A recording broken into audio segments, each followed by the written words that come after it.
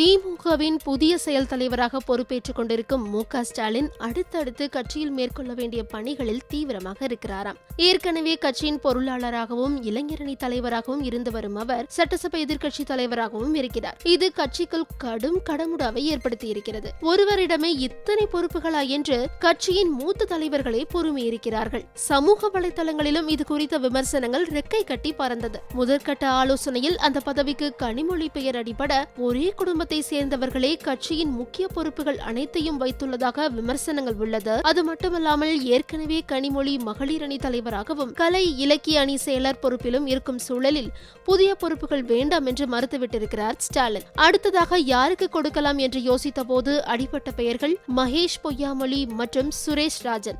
இருவருமே எம்எல்ஏவாக இருப்பதால் அவர்களும் போட்டியிலிருந்து விலகினர். அடுத்ததாக அடிபட்ட பெயர்தான் வெள்ளக்கோவில் சாமிநாதன், கவுண்டர் இனத்தை சேர்ந்தவராம்.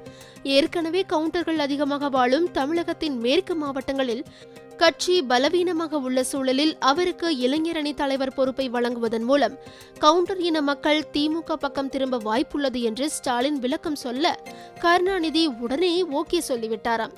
இதற்கடுத்ததாக தான் வகிக்கும் பொருளாளர் பதவியையும் வேறொருவரிடம் கொடுக்க ஸ்டாலின் விரும்புகிறாராம். அநேகமாக முன்னாள் அமைச்சர் வேலு, பொன்முடி, கே.என். நேரு ஆகிய மூவரில் ஒருவருக்கு அந்த பொறுப்பை வழங்க முடிவெடுத்திருக்கிறார். சாதி பின்புலம், விசுவாசம் ஆகியவற்றின் அடிப்படையில் பொறுப்புகளை கொடுக்க வேண்டும் என்று ஸ்டாலின் விரும்புகிறாராம். இது கட்சியினர் மத்தியில் அதிக வரவேற்பையும் பெற்றிருக்கிறதாம்.